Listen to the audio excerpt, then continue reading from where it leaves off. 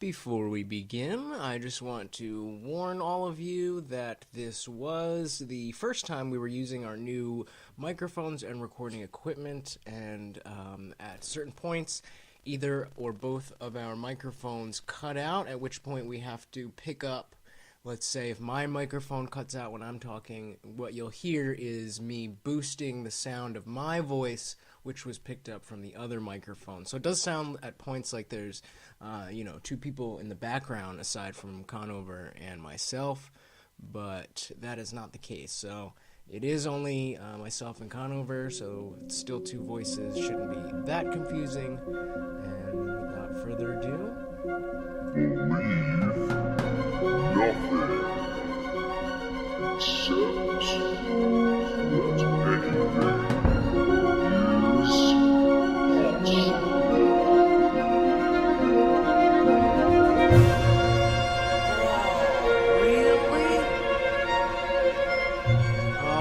Everyone, welcome back. Hopefully you guys are joining us again. You heard episode 1. If not, you should either pause this and listen to that, or listen to this and then listen to that. But I would suggest listening to that one first. But anyway, here we are. Hello. We did get some feedback from the last episode that it was a little confusing because we didn't really introduce ourselves properly. Yeah. Oops, sorry guys. So just so everybody is clear, this is me, I'm Lutch. And this is me, it's Conover. What's good? What's going on? Hopefully that'll do it for you. Alright, so in this episode we're going to title this one, Lose Yourself, How Conscious Are You? And we're just going to basically cover a few things, specifically consciousness, meditation, the self, spirituality, and death. A lot of what we're talking about today is somewhat. I mean, it's covered in some respect in Sam Harris's book, great book, entitled "Waking Up: A Guide to Spirituality Without Religion," which it kind of zeroes in on what we want. Yeah, and it's not like it's the only source we used, but it's definitely very related to what we're going to be discussing in this episode. Before we get into any of that, just really quickly, I'd like to remind you, if you would like to get at us in any certain fashion, challenge what we talk about, or just, drop us a line about something, we've got a few ways you can do that. You can get at us on Twitter. Our account is at AweReallyDudes. That's AweReally Dudes, at AweReallyDudes. SoundCloud, we are soundcloud.com/AweReally. On Facebook, you're going to have to go ahead and just search us. It's going to be AweReallyPodcast. And then finally, if you'd like to shoot us an email, AweReallyPodcast@gmail.com. And in all instances, it's always AWE. All right. So I guess, we read this book and did a lot of the research on our own, and haven't really got into the conversation. We saved that for you guys. Yes. So I guess I would like to start by just asking you what you learned from our research. Okay. What did you learn about consciousness? Because, just to remind everybody, Lutch, I have a degree in psychology, so I've come across the idea of consciousness and what is consciousness and this and that and the power of consciousness. All these kind of things I've come across them in an academic setting before. But if I understand, this was more or less your first exposure to this kind of stuff. Yeah, definitely this specifically, because actually while you mentioned that, just for those of you who don't know, which is probably most of you, we went to, Adam and I, Lutch and I went to school together, and I was actually an education major. Rider University, What's bro? good? Go Bronx! Anyway, but yeah, so I have my degree in secondary education, so I had some of the more general psychology classes, but we definitely didn't delve into the things that me and you have just basically talked about sometimes. But about the book, I gotta say, just generally speaking, I thought it was a great read. I actually listened to it, so it was actually Waking Up. You're talking about? yeah, waking up now, yeah. And I really enjoyed it. Just my own opinion aside from everything else, but more specifically, what did I learn? We're gonna talk about it as it relates to this episode as we go along. But I really liked how he was able to like the title suggests, it's a guide to spirituality without religion. I really enjoyed how he was so able to stick to that I guess notion that it was a guide to spirituality without religion and not an attack or an offensive an offensive move against religion. It was more so finding the same spirituality just without the religious part. And I think that's mostly my general what I take away from it. I think that's generally what I take away from it. Now, of course, if you're looking for that from Sam, you can definitely read his books, Letter to a Christian Nation or End of Faith, which I have not had the chance to read yet. So he definitely has admission. He definitely has his street cred more than most in that area. But so what did you learn? What kind of new stuff? I mean, do you have anything? I mean, I have a couple of points here that we can go directly to, but do you have anything outright? Well, I don't know if it's like I specifically learned this or just, enjoyed how he talked. Go ahead. From any of the not. Yeah, okay, yeah, true. Just in general about consciousness. Well, I'll start with the book. I really learned a lot about consciousness and the self, and I know that sounds vague because that's what we titled it and everything, but I never really thought about it so much until I listened to the book and how he explains neurologically speaking, so, scientifically speaking, where our conscious is, how conscious we are, and how to achieve a certain level of consciousness. I never really thought about those things a lot in the past, and so, like I said, I don't know if I would necessarily say that's what I learned, but I enjoyed listening to his thoughts on it, and I guess if I were to say what I learned from it would be things about where the self is and how to, like I said, how to meditate. I learned how to meditate from it. There we go. I mean, shoot. So, and we'll get into a little bit of that later, as I said before. But yeah, so I mean, I learned how to meditate really well, and obviously it takes hours and hours of practice. I remember him saying something about I would say years. And years well, yeah, this at one point he specifically said I forget who he was talking about, but they had done like 10,000 hours of meditation, and like that's awesome to me. That's great. Okay, well, it's so hard to talk about this without invoking a million other things. So maybe we could start by simply defining consciousness. I think that's a good idea. I think, in the more laid back sense, the definition, or not necessarily, this isn't necessarily a definition, but a good way to understand what we're talking about is often said that which goes away during deep sleep and returns again in the morning. Okay, yeah, I think that's a good way to put it. We talk about a stream of consciousness. Mm-hmm. It has to do with this continuous experience, I think, is the main part. It's experience. Sam Harris talks about, I don't know if it's particularly in Waking Up or other places as well, but he talks about if something is conscious, or what it means for something to be conscious. Yeah, there we go. There is something that it is like to be that thing. Mm-hmm. So, obviously there is something that it is like to be Morty, my dog. Yeah. But shout out to Morty. But neurologically, as far as we can tell at this moment, which is again something else that brings up a million, but in this respect, there's nothing that it is to be a rock, the self, which most easily I think we can talk about is subject and object. This feeling that I am here and you are there. Yeah. That this is my body and this is the table and this, whatever else. There's this a feeling that we have to be inside of our heads, the thinker thoughts, riding around, driving the vehicle that is our bodies. So as we'll see, yeah, I was gonna say, but wait. I think the biggest thing that we're gonna bring out of this has to do with the self. Definitely, has to do with the idea that the self is an illusion, and it can be cut through.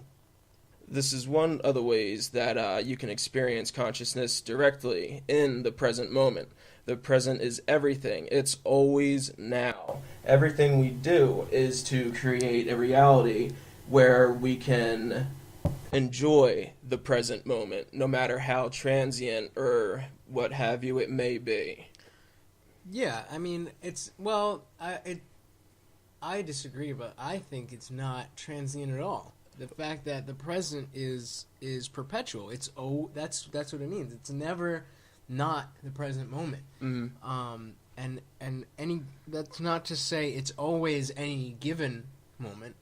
The moments themselves are fleeting, but the present is always there. It's always something you can tap into. And I think, when you say everything, to creating a reality in which we can enjoy the present moment, I think it's because, all right, like, one of the ways we do this, let's say you want to get a job because you want to make money and you want to buy a nice house and, all the normal things that people want.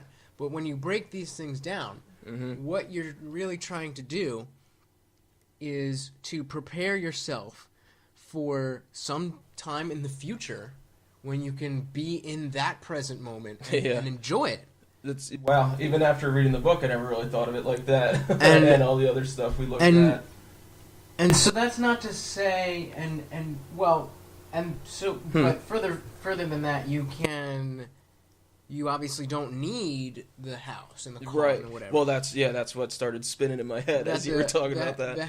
The contentment or happiness is available at any given point, no matter what the circumstances of the present moment are. You can find yourself in a place where even if things aren't so great, you're mindful of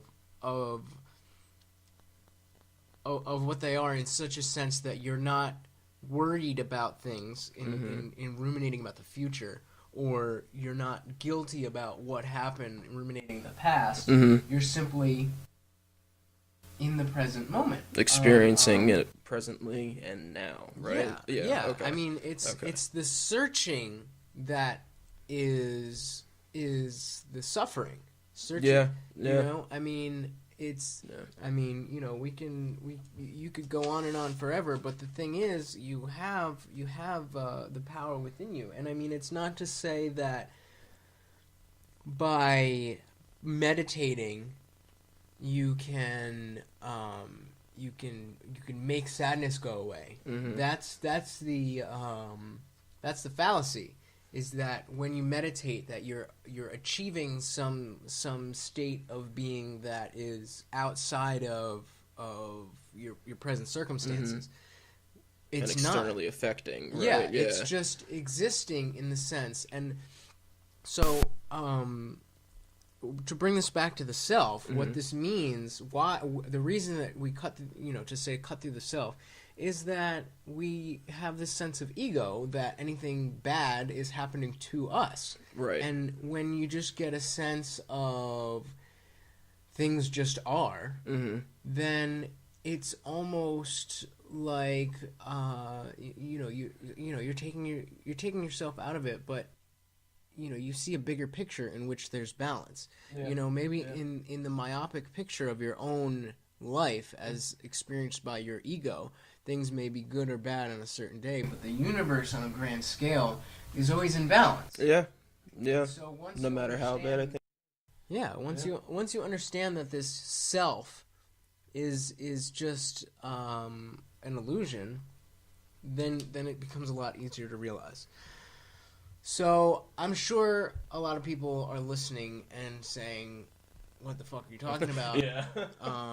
So maybe it's a good time to kind of go into this ways to expose this illusion. Okay. Okay, so first, really quickly, I just want to spit out some facts, some grounders,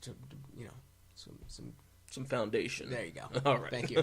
You got it. So consciousness does it. I mean, philosophically, we wonder where it comes from, but in the age of science, we have neuroscience, and we understand.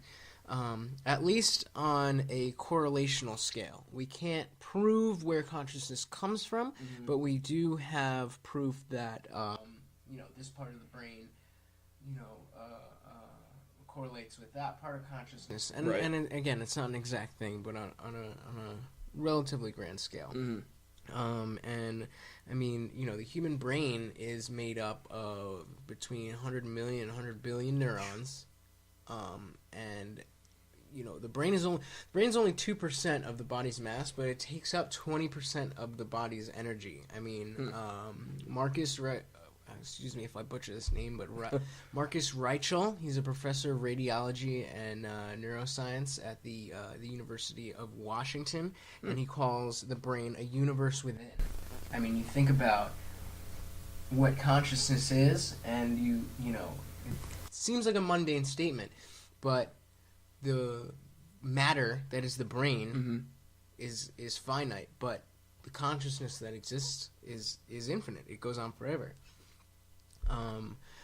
So we take these facts of science, which are mundane or whatever, and then we apply them to meaningful questions, like just in general, maybe not a specific question, but in general, wondering about the self. And one of the now this is kind of the meat of what we're talking about.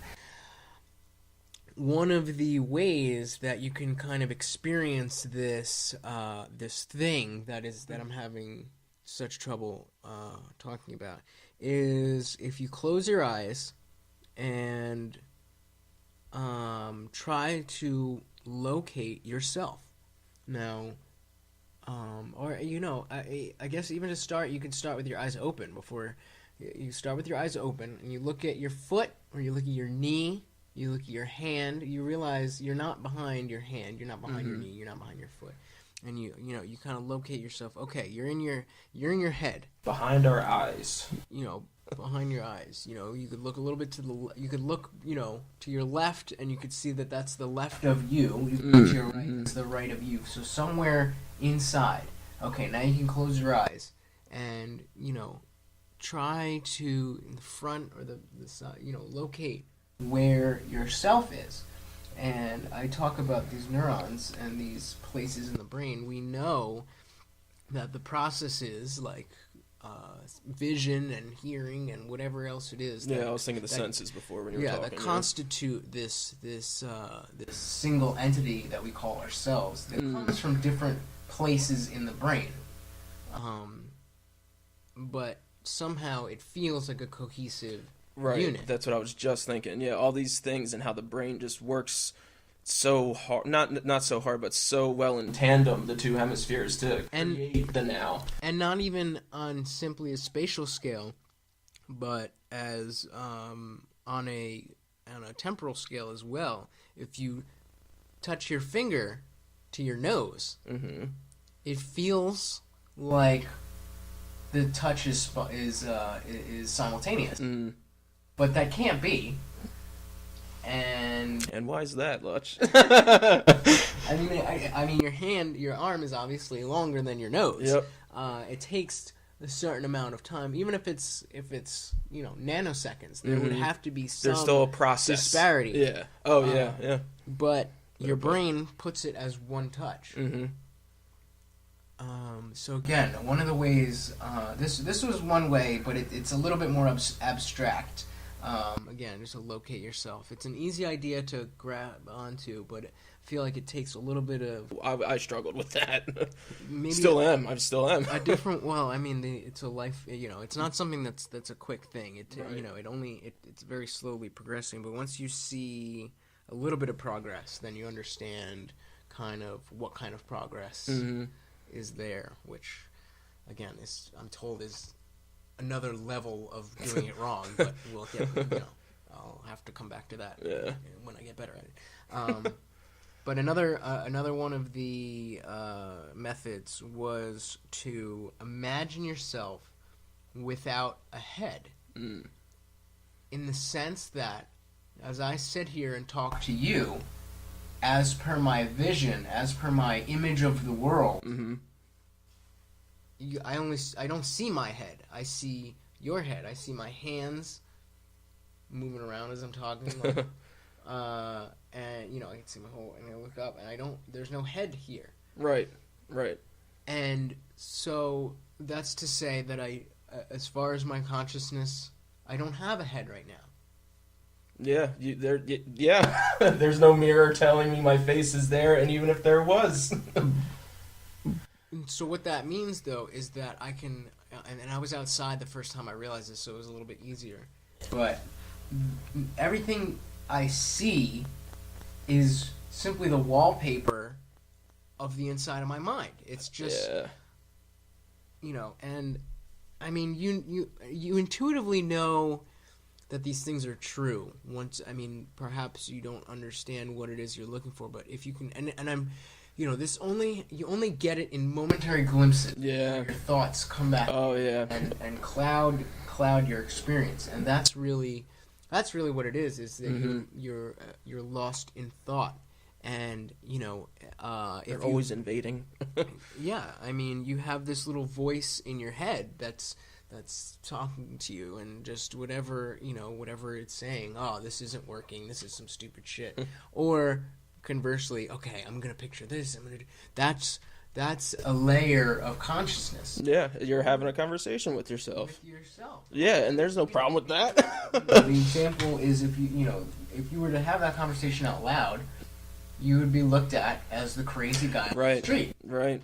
It's funny, just real quickly, I tend to think out loud a lot, and I think Lutch has definitely noticed that about me. And it probably sounds like I'm just talking to myself, but I'm literally just thinking out loud. Whatever is coming to my brain or whatever's going on in here in my head, is just coming out, I guess. It's it's something that is a condition of consciousness. It's something that's built in, and it's very, very hard to break through. But we do it all the time. And you had to have had this happen before a million times. I mean, if you are watching a movie, you cease to kind of be yourself. You're just watching the movie. You don't have an awareness of yourself. If you get an itch, okay, then you yeah. Or even it's an all immersive thing. Is that what you're trying? Yeah. And then to go the other way, you have experiences like when you're driving, and you don't necessarily need to consciously measure where the edge of your car is and where the next lane or the next car or the curb or whatever it is. You just kind of feel it to be an extension of yourself. You don't, it's not you don't think that to yourself, but as you're driving, you feel that unity, and it just goes to show that this idea of my body and myself and me, it's a fluid concept. And can be extended to other things, not just myself. Or let me rephrase, not just my physical body. That's one of I think the hardest parts of this whole thing is to really understand what we're going for here, because a lot of people will just sit there and they just say, yeah, I'm just sitting here. Obviously, I'm just thinking anyway. yeah, I'm always thinking that's what, and they literally have never. The only time they're not lost in thought, they just don't notice. Right. They're just experiencing. The last time we actually sat down and did a quick meditation session, I think I said that to you. What's that? That I didn't. There was more so the notification, the thought of noticing that I wasn't lost in thought for a moment is in itself a thought.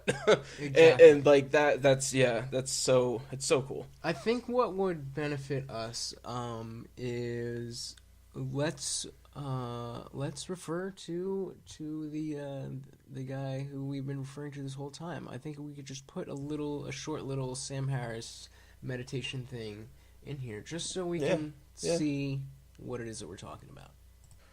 All right, now with that said, just hang in there with us. Like he said, it's just a short clip of one of Sam Harris's guided meditation practices, and I'm actually going to do it with you guys. So, like I said, hang in there. We'll be right back on the other side of it, and we'll get our reactions to it, and we'll go from there. Take a seat either in a chair or cross-legged on a cushion, and gradually become aware of the sensations of sitting, feelings of pressure in your back or legs. Feel your arms at your sides.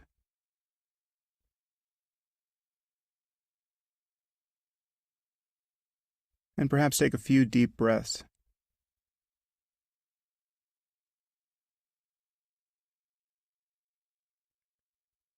And allow gravity to settle you into your seat.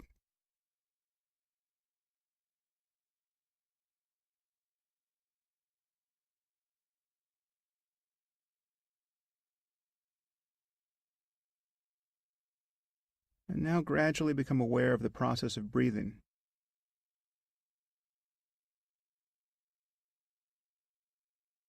Notice where you feel the breath most distinctly, either at the tip of the nose or in the rising and falling of your abdomen.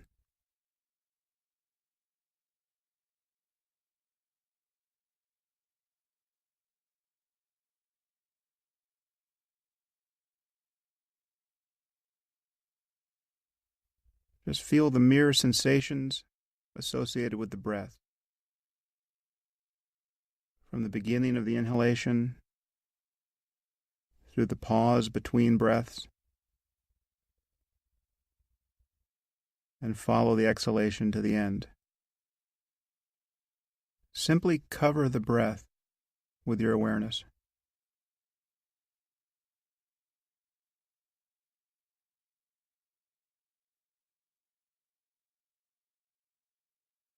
There's no reason to control the breath, just allow it to come and go naturally.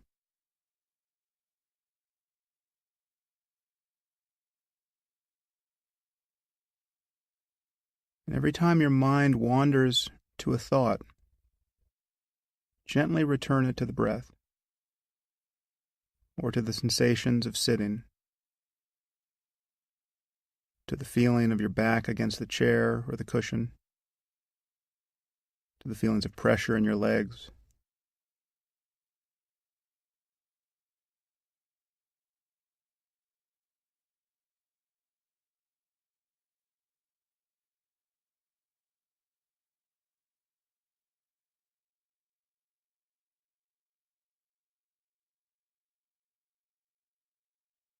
Now, as you focus on the process of breathing, you will also perceive sounds and bodily sensations and emotions and the full flow of your experience.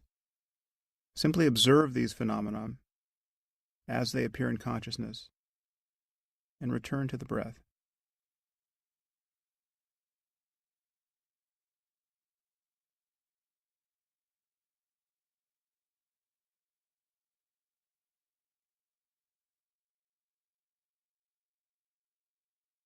See if you can notice the next breath from the moment it arises for its full duration until the moment it subsides.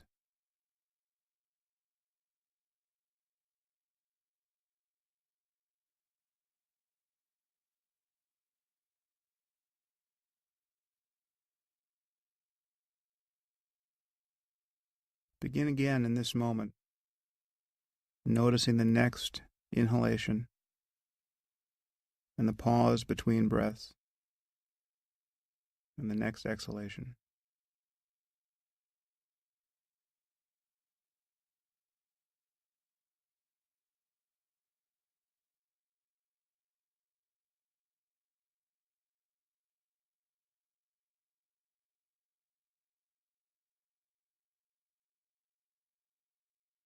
And the moment you notice a thought present in the mind,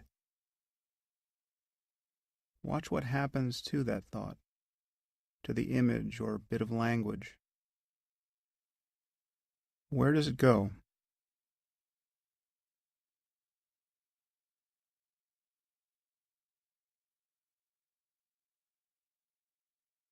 It doesn't matter how long you've been lost in thought, just notice it in this instant.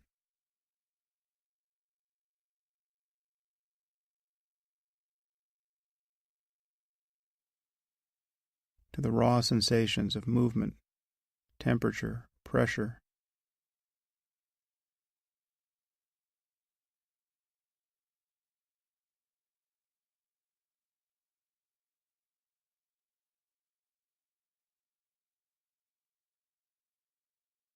And if there's a mood or emotion present in the mind, notice that too. Notice the constellation of sensations in the face, in the body.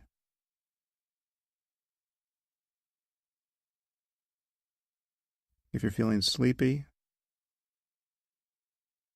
notice how it is that you feel sleepy. What does it feel like in your face, in your body?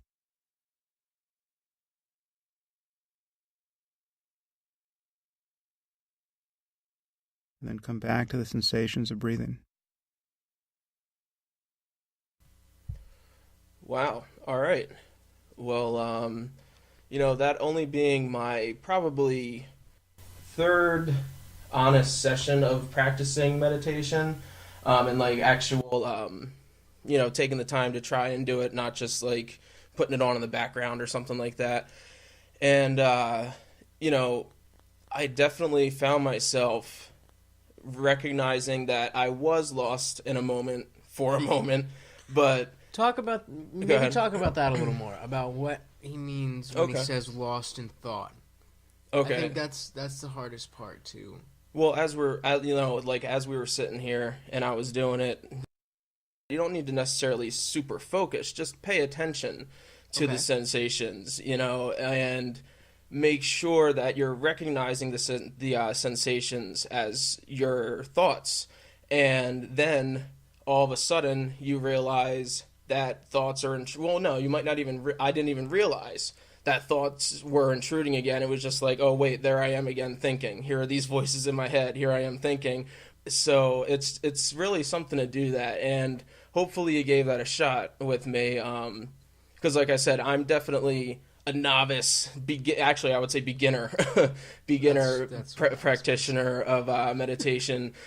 And so just that, it definitely does something for me, and it's hard to articulate what something means, but it did something for me. That's what I'm trying to get at, what exactly we're looking for. And I think there's a state of being lost in thought, where you're thinking your thoughts, you're hearing that voice in your head, and then there's another way to be that may almost seem like it's a lost in something, that there it's almost like, I mean it's so fleeting because we want to intellectualize it. We want to say, okay, what is this? I like, even to say, oh, I like this, or even to say, oh, that was cool. That's a thought. Right. I was just going to say, that's another. Yeah. So it's almost trying to realize that without telling yourself. You're the one there. That it's, oh, that was me. Like I kind of, that was another thought in arising in consciousness, and I wasn't subject. I wasn't. Just to have your voice in your head telling you that means you're now lost in that thought. Yeah. That experience, that pure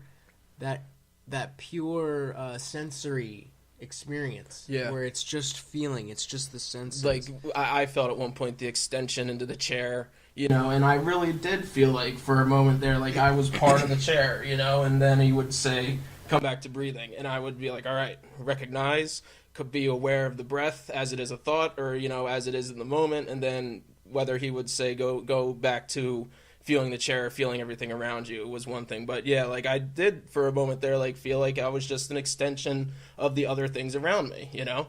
Yeah. Again, fully immersed. Mm-hmm. And I mean, you can totally see how people could dedicate years to doing this, because, you know, it's such a tiny glimpse for people who are at our level. And I mean, What I was just going to say. I've been doing yeah. it on and off for a number of years, and I wouldn't consider myself past, you know, I mean, in the sense that I've done it, let's call that level 1. People right, yeah. People have done it, but I wouldn't, you know. Only because there's a level 0. Yeah, I wouldn't put myself on any level of expertise higher than that. That's why I said it's only like my 3rd or 4th session. I think that I actually really paid attention and stuck with it and didn't let things distract me so much, I guess.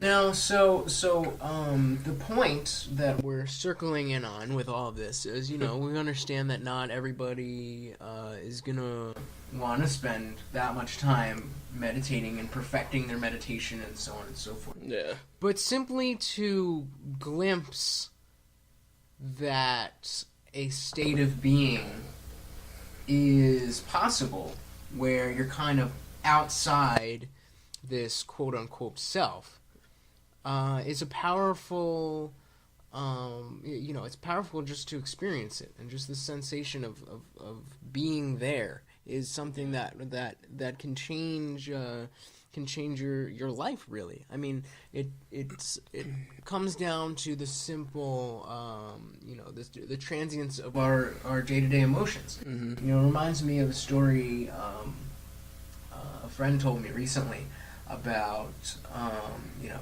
he and I similarly are a little bit annoyed easily, let's say, by our parents.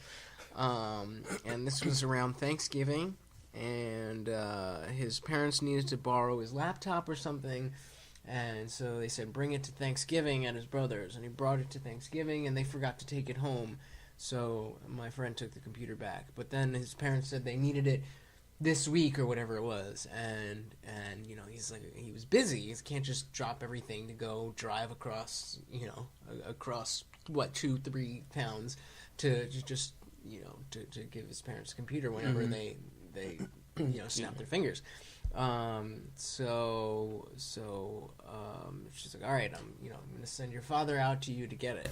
And, you know, he's so annoyed. It's just like, oh, why do you just have to do this now, kind of thing. And not a big deal, but just, you know, one of those things that subjectively at the time it feels like a big deal. You know, right, in hindsight, right. Obviously it's not. Nobody fucking cares. But when you're in that moment, it irks you, and you know, it matters in that moment. And if you could, you wish you could just erase it. Now, so his father is on his way to his house, probably bothering him from, you know, doing whatever work or leisure he may have wanted to be doing at that point. And turns out his dad got into a car accident on the way. And so now he's feeling bad. He's like, oh, you know, he's worried about his dad, and he was just so. And then it turns out his dad had brought him a whole bunch of groceries too. So he's like, you know. Yeah, that's like, you know, that's tough. The universe really knows how to make me feel like an asshole. Right, yeah.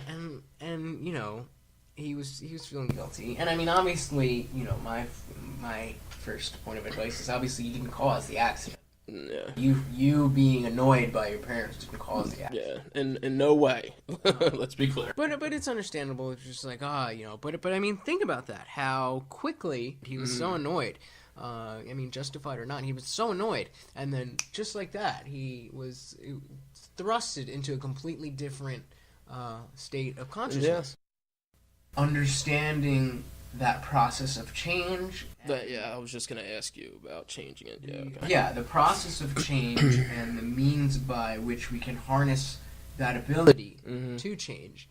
I think that's pretty much what we talk about, and you know, in the book title of Sam Harris's Waking Up, Spirituality Without Religion, I think that's what we're talking about. Because, of course, we all know that the word spirituality has been hijacked by the New Age community, and just honestly, in my opinion, I feel like it's been bastardized. I'm not speaking for much here. I'm just saying, in my opinion, I feel like it's been bastardized. And under this definition, I call myself a spiritual person. There doesn't seem to be a better term that encompasses what I am talking about and excludes what I'm not talking about. Makes sense. So unfortunately, I just have to have this long conversation every time anybody asks me if I'm religious. I'm like, no, but yeah. But it's, you know, it entails a lot of this transcendental experience and enlightenment. Mm-hmm. I think it also includes, you know, I think a lot of the areas of religion that are not doctrine and are not ritual. Yeah. You know, the community aspect, the idea of wishing well on others, I would say, is part of my spirituality. Mm-hmm. Because I mean. But you know, just a random question that popped in my head. Would you say that you just wishing well for others doesn't just magically do it? Yes. Yes, just clarifying. No, yes. I don't believe in any. In case you didn't listen to the first episode. Okay. All right. Yes. We're just talking about things within the realm of there we go. Yeah. Of physics. The natural world. But unfortunately, when we talk about those things, you know, well, let me say that those things, the parts of religion that I think people are attracted to, which don't have to do directly with doctrine or truth claim or ritual, mm-hmm. Are what give meaning to my life. I think a lot of people who don't necessarily hold a belief in God, but that is not atheism. That's something different. A lot of people call atheism a belief system, and it's simply not. I mean, it just is the state of not holding a belief. I was going to say, isn't it just the complete opposite? Yeah, yeah. No, we've gone over that. But, yeah. But it is true that atheism doesn't replace any of the bad ideas that it rids. It doesn't have any good ideas to put in its place. It doesn't have any comforting ideas to put in its place. And that's definitely true. Right. But that doesn't mean that other things can't do that. And I think that's why we need a secular spirituality. Yeah. Yep. You know, just separate it from any type of belief system and just root it as much as we can in science. I mean, the whole purpose for religion was that we couldn't get these things out of science for a long time. Mm-hmm. And so fine, you have your religion, but now we can. Now we understand the brain, and we understand the mind separately. We understand society, all these things. We understand them to such a degree where you can live a spiritual life or spiritually enriched life without believing in anything supernatural. Without religion. You talk about crystals and things. Yeah, well, that's where you were going before about like the distinguishing between spirituality, right? Yeah, spirituality and New Age. You're talking about crystals, any type of alternative healing, like burning sage and shit like that. Right. I mean, the thing is, again, I don't want to disparage anybody's experience. If you've undergone any type of alternative medicine or New Age treatment and you've found benefits from it, if you have crystals and you feel that they have improved your life, I don't want to disparage that. I'm not, because isn't that really in all reality what we're looking for too, just on a different level? Right. Yeah. It's just that if we're looking at truth claims, then, the fact that your life improved the day that you bought your crystals probably has a lot to do with positive psychology and positive affirmations and things like that. So it's not to say that your life didn't improve because you bought crystals. That's still a fair statement, but it's not because of any super magic power that these crystals have.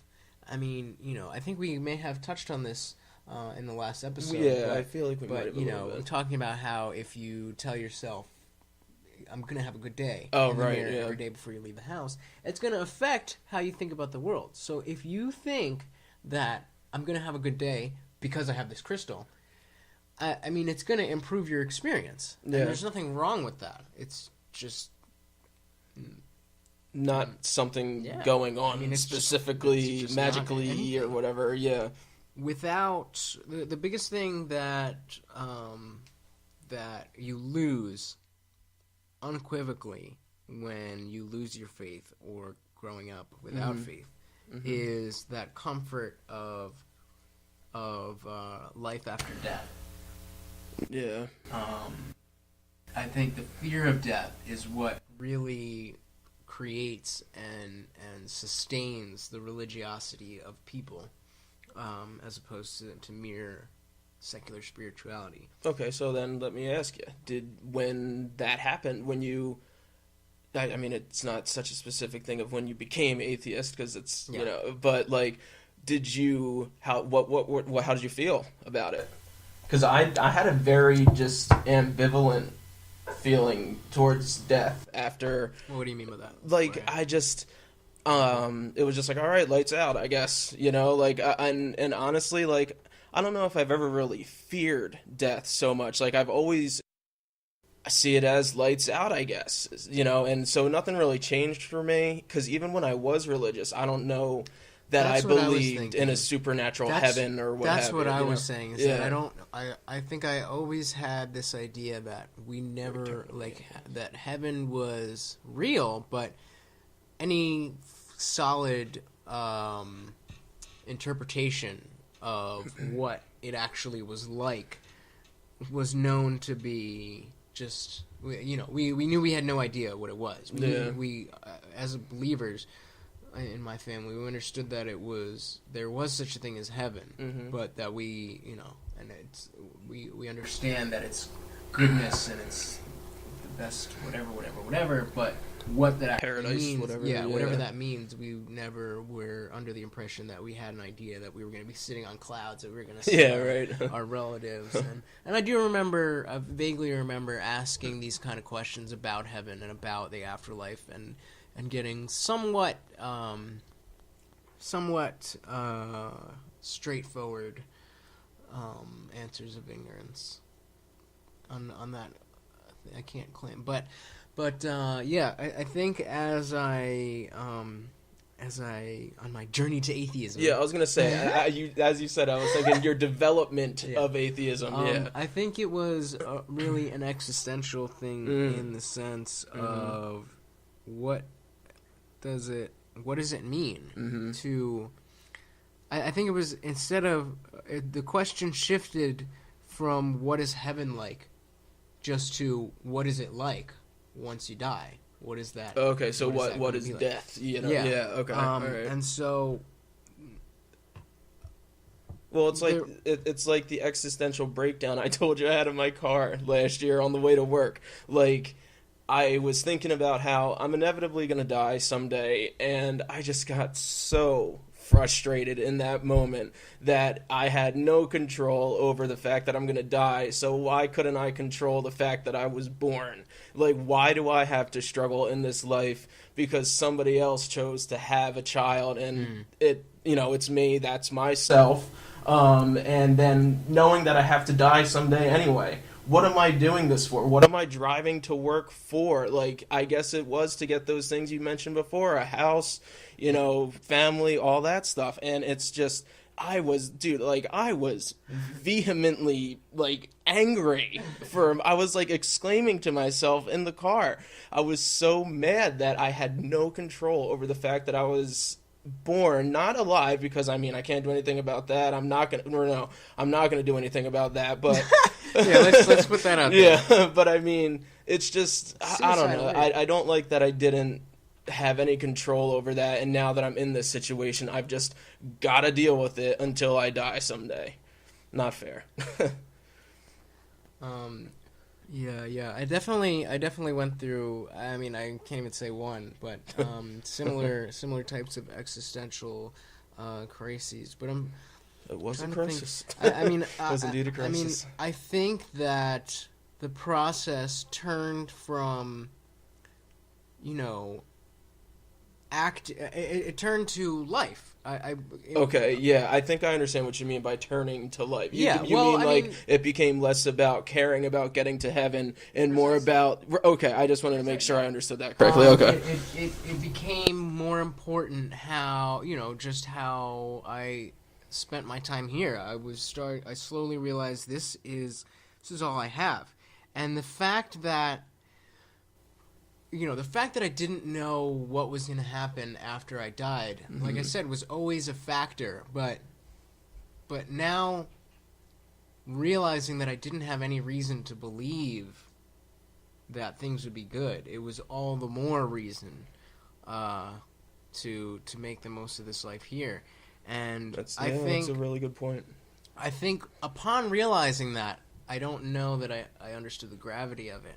But because it sounds, again, that's another one of those things that doesn't sound too exciting, is to just, or perhaps because it's so cliche, is to make the most of the time that we do have, to make the most of the time we have here, because this is all the life that we get. All those posts about living in the now and all that stuff. But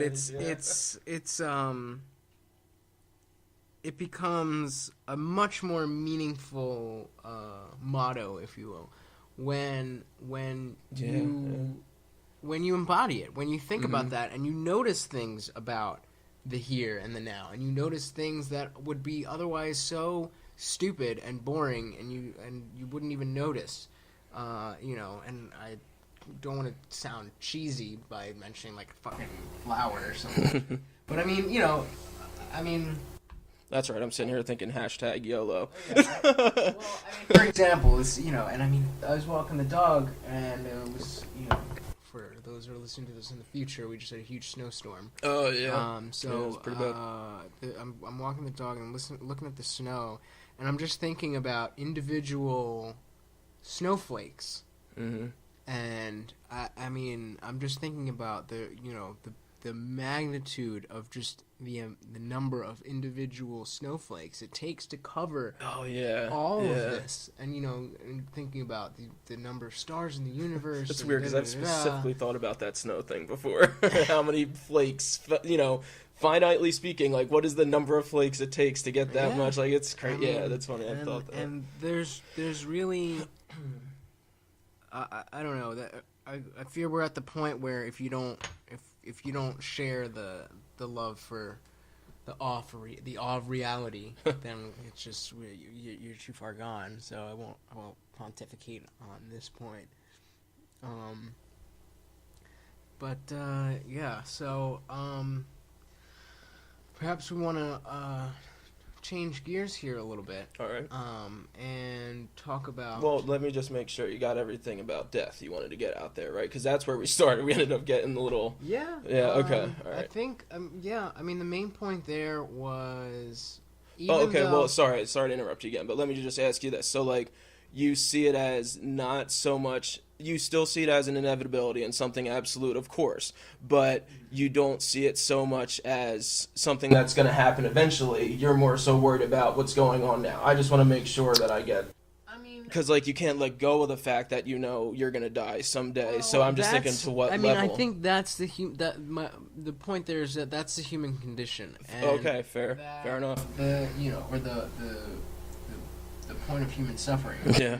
Is hanging on to that fact that we're going to die someday, and the fear of death, and not necessarily that doesn't matter, and instead focus on the now, because death is inevitable. Right.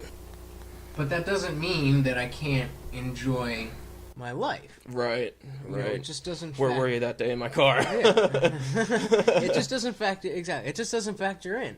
I mean, that's what I think this whole religious thing is. You know, there's this fear of death, the fear of dying, and so we need to invent a way to circumnavigate death and to escape death or beat death.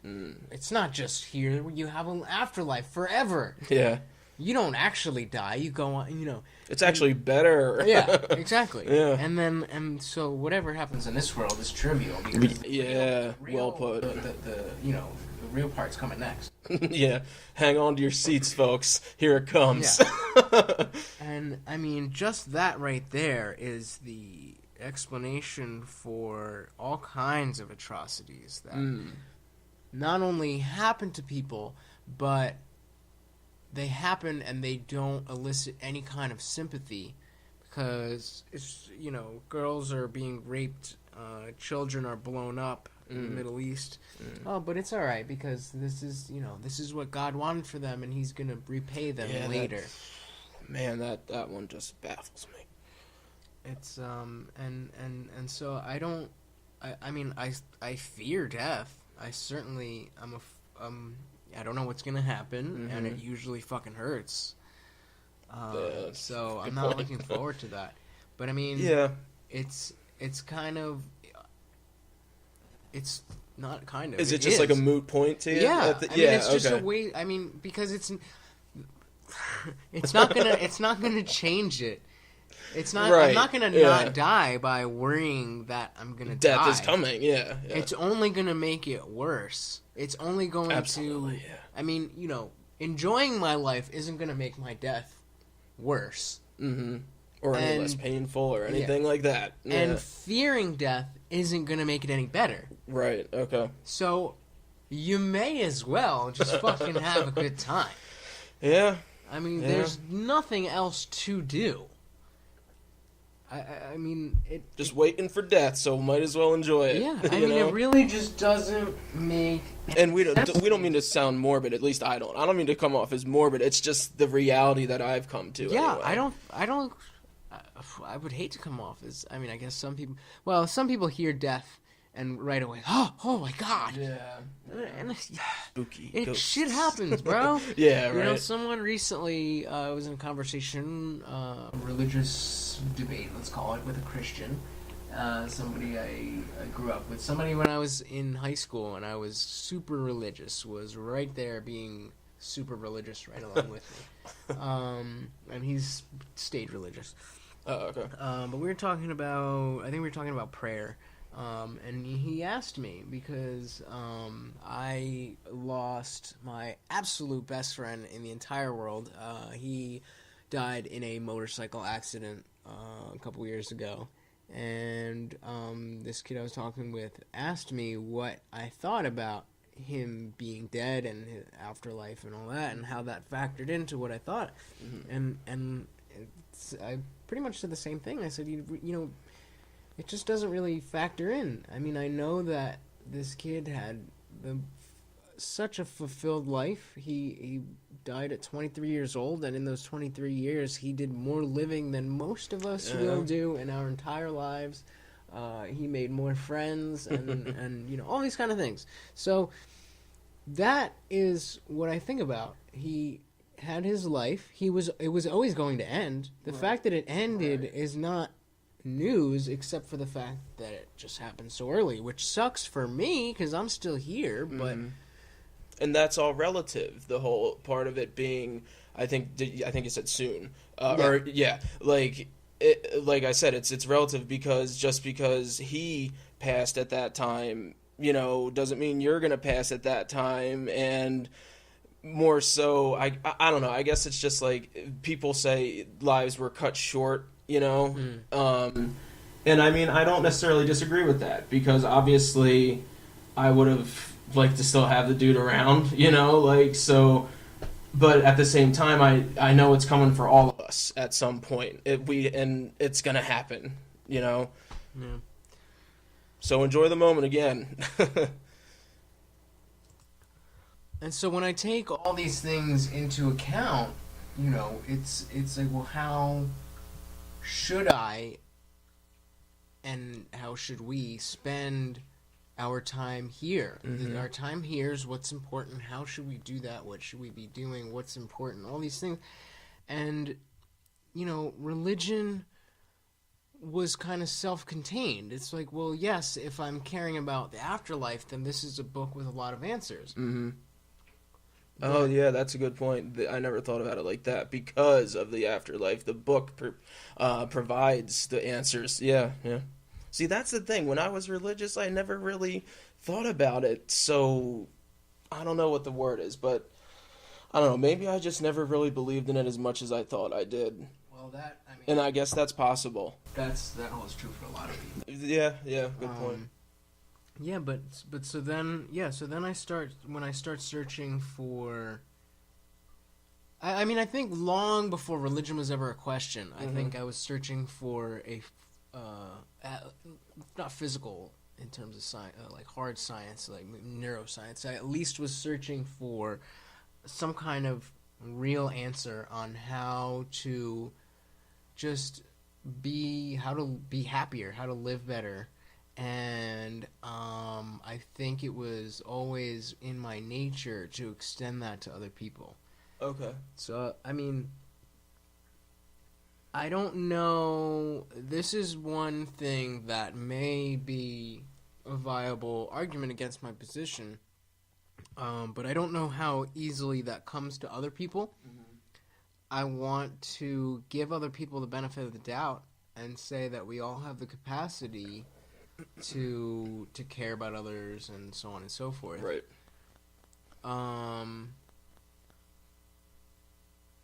But I mean, do we? I don't know. Well, it's funny because I was gonna ask you, do you mean physically, like we have the capacities, or is it something that, see, that's when it comes back to how much of it is just past experience, and we've got to not let it just be past experience, and brings us through the illusion of free will, which we're gonna save for something else. I want to say that society as a whole, I think society as a whole has the outliers.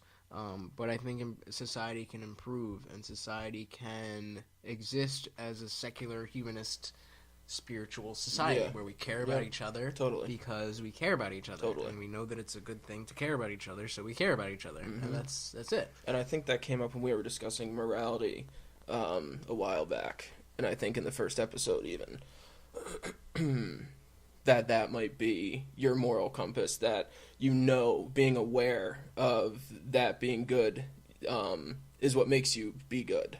Yeah, I mean, if you do good, whatever. If you look to the Bible, then you have your answer of what is the backbone of morality. It's not the right answer. It's not a good answer, but you have an answer. Because obviously just one of the many.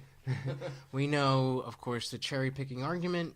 You look at some things in the Bible and you say, I like this, and you look at other things in the Bible, like the punishment for adultery is stoning, and you look at that, and you go, obviously we don't believe that. That how much that frustrates me, man. And, well, yes, because and the reason why is because it means if you can cherry pick, if you can do that, then you must be bringing some sense of morality to the Bible that you're not getting your morality from the Bible. You're putting yourself into the Bible at that point. And so. And nobody gets their morality from the Bible. So where do we get our morality from? And it's reason, and the reason is predicated on the understanding, the assumption. There is an assumption, but it's a pretty safe assumption. It's the assumption that the maximum well-being for the maximum amount of people, maximum amount of people, and in the greatest, just the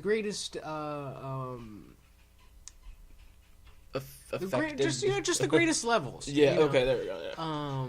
Extents is morally good, and the worst suffering for all people is morally bad. Is morally the bottom. Right. As long as we make those our our extremes, our scale, then we can do all the things that believers and non-believers agree are good and bad, and we don't need God. We don't need the Bible. And there you go, spirituality without religion, and that just makes me think about enjoying, like, we've talked about before, enjoying every moment in the now and making sure you're doing it, and try not to sound cliche again, but it's really important. And I've noticed as I do that, and I mean, admittedly, I might only specifically notice every moment every once in a while, as I'm walking around, I might just be like, oh, this is a good moment or whatever, but at which point you've already fell out of the moment and into the next one or whatever. Yeah, exactly. So, but yeah, I feel like finding the awesomeness in the banal is what really gets. I think that's what I strive for personally, and that's kind of what I'm now being as not what's the word I should say. I guess as established as an atheist I am now, I can say I feel like that's probably what I'm gonna try to live my life by. Finding the awesome in every moment, even though it's fleeting, but not finding myself lost in thought in that moment. It's just a conundrum, but yeah, and well, okay, I was gonna mention something, but I have a question real quick. Okay.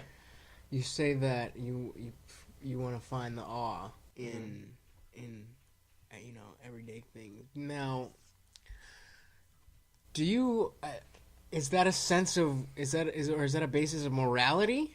Or I guess it could be. It could be, but I don't think it's because mine. I mean, no.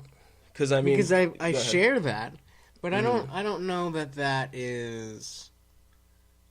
That has to do with the upside. One of the upsides of spirituality, or secular spirituality.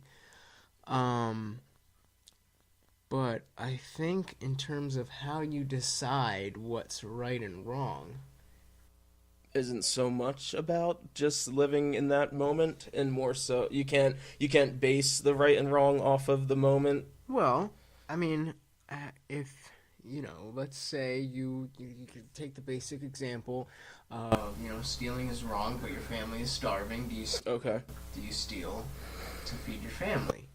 Now, stealing is wrong because people work for their things and they have, their possessions and da-da-da. Right, so we can define stealing as being wrong because it makes somebody suffer, right? Right. Okay. So, just want to make sure I understand. Now, is the suffering of this family outweighed by the suffering that would be caused by stealing? And then, how do we weigh it? And so, but that's what I'm saying. Yeah. Well-being. Yeah. Well-being. There's okay. greater well-being in the situation where you steal and feed your family. Because you're surviving, right? Like, it's right. for survive. Yeah, okay. And I don't think anybody would disagree with that. Yeah, I mean, yeah. that's the textbook example of, well, obviously, of where people say, obviously, you have to, go against what we typically think. It's a stealing moral, is wrong. yeah, it's a moral conundrum. Right. And ultimately, the right thing to do is for somebody to steal to feed their family. Mm-hmm. How do we decide that? Not in the Bible. No. Or, I mean, I'm sure the argument can be made, but I could argue against it easily as well. But how? So that's why I'm asking you about. I think it's a good point that you're making, but I'm wondering if when it comes down to morality, do you really, is that really a big, because I mean, I guess just happiness, my everyday happiness. Right. I think it's that simple, honestly. I think it begins and ends there. At least we understand each other. You're making a good point. I definitely agree that where people think that atheism is so dry, and it is, but to be an atheist is not to be merely an atheist. I'm not just an atheist. I have other interests and other beliefs, for that matter. Yeah. I believe hardstyle is the best type of music out there today. And now notice he said believe. He did not say thinks. Yeah, I don't know, but well, I don't know about a source of morality, but it's definitely a way of making a meaningful life. There's a Buddhist practice. A Buddhist practice, the metta, which is means loving kindness, and this is a type of meditation. It's not quite the same type of mindfulness meditation that we heard earlier from Sam Harris. But this is a type of meditation that is meant to bring you just absolute bliss, just this euphoric feeling of happiness, and it's about, like it said, it's about loving kindness. So it's about spreading love to everyone, and the way that you do this is you bring your loved ones into mind. I'm gonna do this with you as you say it. Well, I'm not. It's not really a guided meditation thing. Yeah. So okay, well, but yeah, you bring your loved ones into your mind. Right. Maybe you picture, whoever it may be, your mom, your sister, or whoever. May you be happy, may you be successful, and whatever. Just express the love. These thoughts. And they don't even have to be conscious right. thoughts. Right. In the sense that you have to hear them in your head. Right. But just you want to feel this love towards them, and then you shift this, and you move this to a neutral party. Maybe some like a teacher, or somebody who doesn't you don't necessarily really feel one way or another about, somebody who's just somebody, and you switch this ultimate this strong love to, you extend it to them, and you bring them into the circle, or depending on how and when you're in your process, your practices, you may shift it to them directly, or you may include them, whatever it is.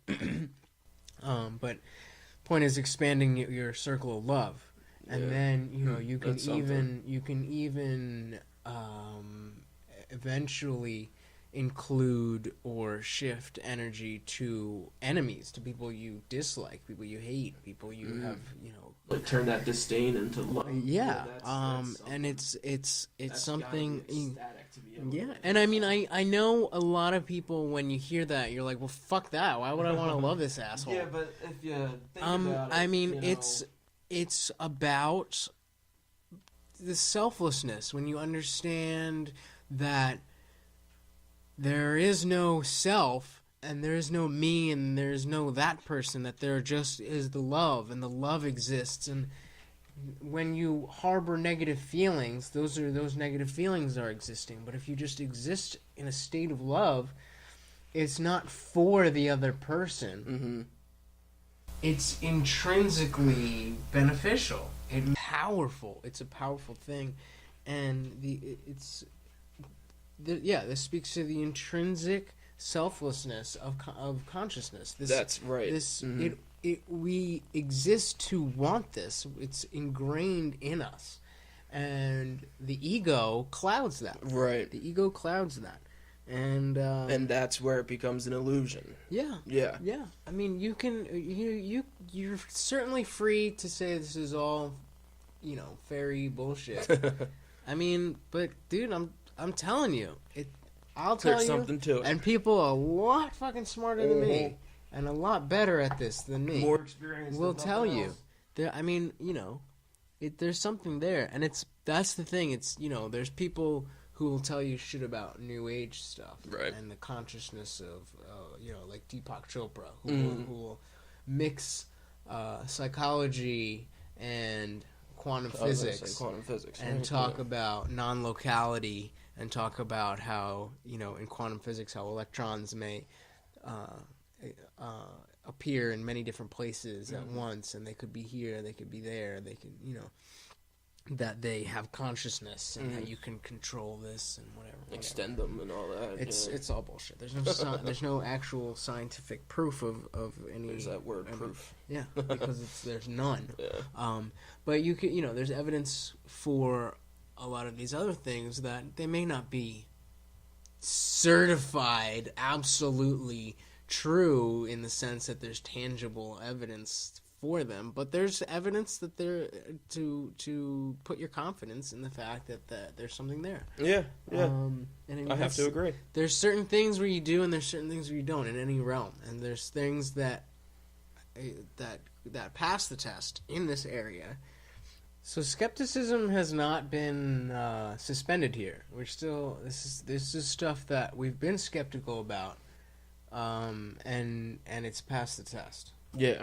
Yep.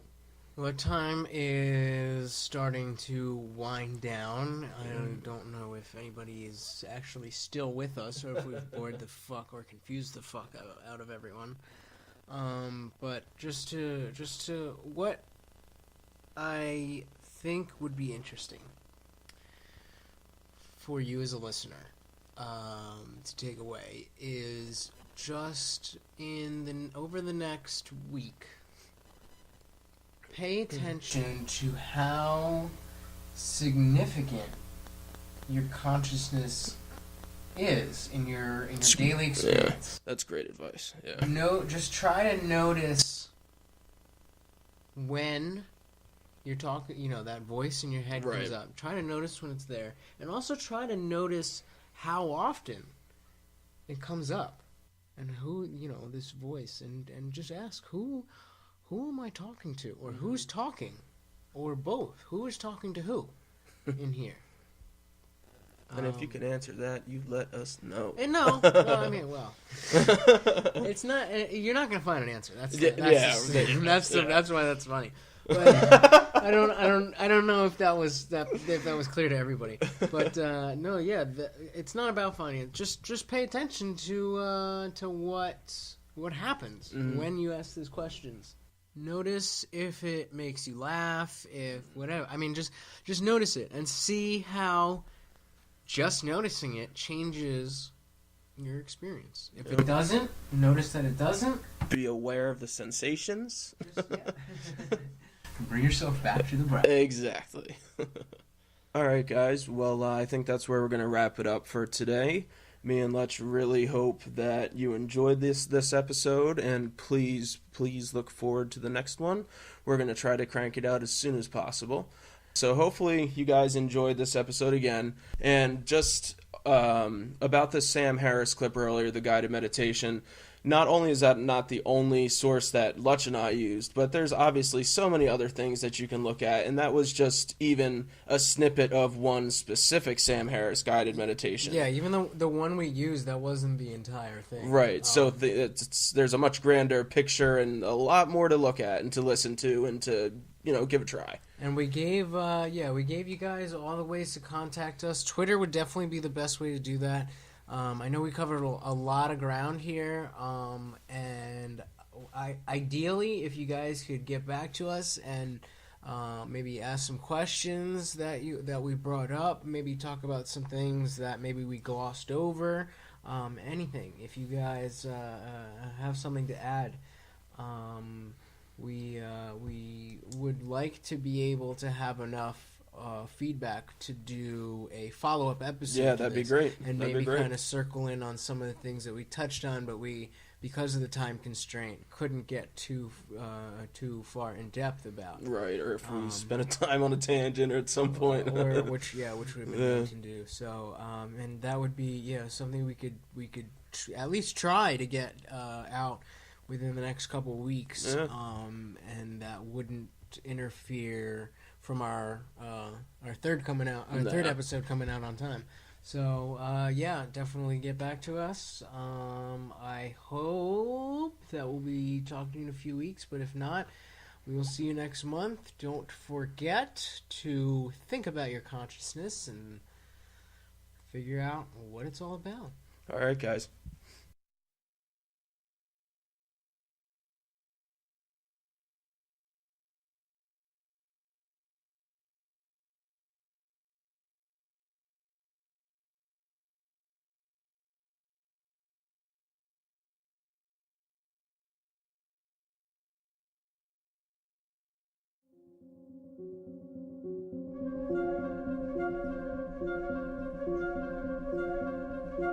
Believe nothing. Accept